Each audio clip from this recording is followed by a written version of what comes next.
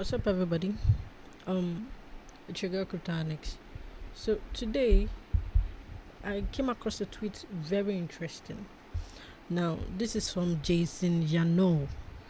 Okay, it said from 2020 to 2023, internet stocks fell 75%. Over those same 3 years, internet users doubled from 400 million users to 800 million users, and the numbers of websites grew from 17 million to 41 million. That's the network adoption, the Merkel's law. So now, good chat about this on the Emperor Rounds Up at the people you mentioned. So when we look at San Diego said the most uncomfortable phase of crypto has begun when adoption rise but price don't. Now price here is the misconception. Everybody's shouting it's a bubble, but it's not a bubble. This is where the crypto market is testing and building up resistance. It's testing and building up resistance to proof and showing you that it's not a bubble, but because of people are fixed on price, on what market can give to them, you understand, people believe it's a bubble, especially for altcoins. People think it's only just Bitcoin and Ethereum, but it's not possible. They cannot be the two only applications, technology that would take the financial institution, the traditional institution into the next level of the digital asset. There are a lot of altcoins that are working, that are needed, that must come to life, must be used to make things better. Even for they may build on top of Ethereum, but the applications they are for infrastructures, they are needed, they are used, and this is very important. So when we look at price, when we look at this chart, this is the Nasdaq. This shows you going back to history. When you go back to history, you see that history repeats itself, but in a different cycle, different disruptive technology, and it shows how it's almost the same thing, how the emotions of humans play, and how whether from euphoria, from FOMO, from fear, uncertainty, doubt, panic, you understand, capitulation, so many things, impatience is all emotion. So when we look at the dot-com bust, they call it dot-com bust. It was a failed bubble that people wanted to be a bubble because they felt it was a bust the way it fell. It fell like 90%. A lot of stocks fell then. And when we look at the chart, you see the Nasdaq composites, you see the global internet users are, it just went exponentially long to the upside. And when we look at the beginning of the internet adaptation and how it compounded from 1995, 45 million users, and you see how that bubble came in. 45 million users, the first initial ignite, the first George Soros talked about the concept of bubble. Then you know what's a real bubble. Go watch that video. It's a great philosophy theory being explained, a market understanding. So 45 million users, an ignite came up 1999, then 2000 bubble bust, then it fell down, almost 90%. And in that falling, in that disaster, the users grew from 400 million users to 800 million users. We saw it over here. In 3 years, the gathering of the adaptation curve were much than the 45 million users when it started, that ignited a very high reinforced catalyst to the upside, and it went down maybe 80-90%, and the whole world screamed then that, oh, nobody's going to use the internet is dead, the market is dead. In that moment, we didn't have, it was just read only, eBay, Cisco. If you make your research, you will know more than me. Then we didn't even have Apple, Google, WhatsApp, Telegram, YouTube. In all of that, we didn't have that. So we see the Nasdaq, you see, 78% from March 2020, peaked in October 2002, and started gaining adoption, recovery, in that distribution, in that capitulation, in that fall. It grew in 2005 to 1 billion to 1.1 billion users, and yet market has not even recovered from the bust. Then it still fell more, even when the adaptation was increasing. It still fell more. A lot of infrastructures were not yet available. The Apple, so many things, MacBook, so many things, then in 2010 we saw 2.2 billion users. Saw 2 billion users in 2010. Yet it was accumulating. That's when the Amazon Prime, when that was okay. Let me even put it in a way more understandable, simple way. So now, market has been down here. The Nasdaq has been down. Nasdaq is the whole of tech stocks. It has been down. The world is getting more digital than it was yesterday, and it's going to get more digital tomorrow. So it's an upside metrics. So Nasdaq is all of tech, the internet adaptation, and we see the level of adaptation curve that is being used here, and now it's expanding even as price was the misconception.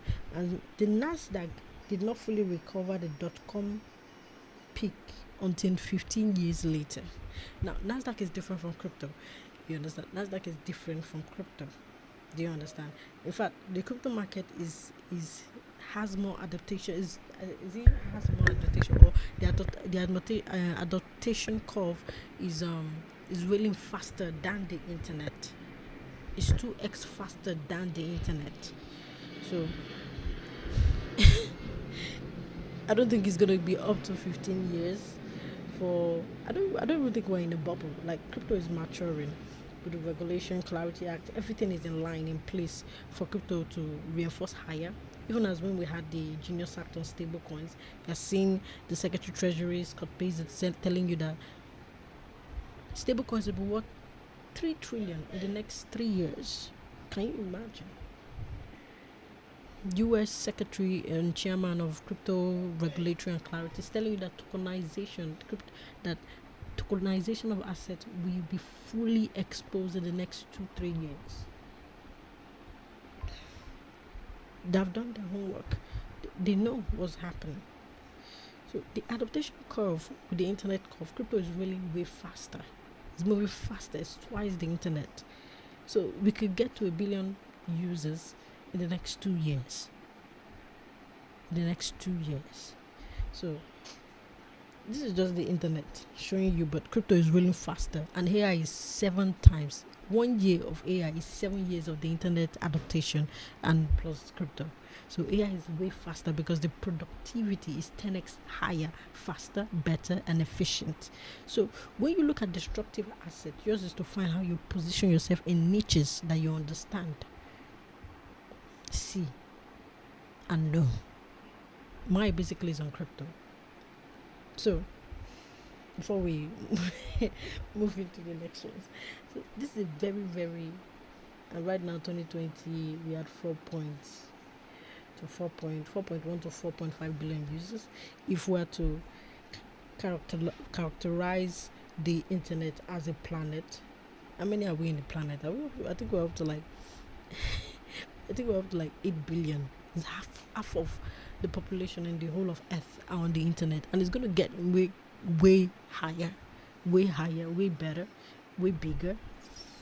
And it shows that we're in the most uncomfortable phase of crypto, which has already begun, and is when adaptation rise but prices don't rise. And this is when you begin to do research. This is where you begin to this year. And you can see Milk Road saying, I'm happy to wait for price as long as headline is in the right direction and keep showing up. That's the persistence of adaptation. That's the persistence of the network curve adaptation. And when you look at people that held Tesla, Nvidia, Amazon for 10 years, 15 years, and they made 1,000x, they made 400x, and they are sitting on cash. Even those that held Palantir and so many So many stocks that have proven that at the end of the day, market rewards those who are patient. But we're not saying that crypto is going to wait 15 years. Remember, I said it. Crypto adaptation curve is really faster. It's twice the internet. So for it to meet up to a billion, maybe for the internet, it took maybe 5 years or 10 years. Cut it into half. Cut it into half. So, and crypto is sensitive to liquidity. It's very sensitive to liquidity. And once we're already seeing the easing, we're already seeing stimulus check, tax relief, tax cuts. You saw early this week or today or yesterday, the US President Trump gave stimulus checks to all the US Army, 1 million of them, I think $1,000+ easing. There's debt to refinance because the debts have matured. It's the whole same formula saying liquidity is ratio to debt. Liquidity need debt need liquidity. So it's a two-way force. It's a collide like a circle. So when you understand the macro view, we're actually in the macro liquidity cycle, and a lot of people are missing it by calling it Bitcoin halving. No, it's not about the Bitcoin halving. Bitcoin halving is already like 90% saturated. Almost all I think 95% of Bitcoin has been mined. The supply is scarce. It's time for demand. So this is just an example. Doesn't mean that it's going to be exactly. History just shows you how former disruptive asset fought, gained, and conquered, and it's showing you the same thing. And you can see that as more disruptive technology is coming, the faster it's closing all the gaps.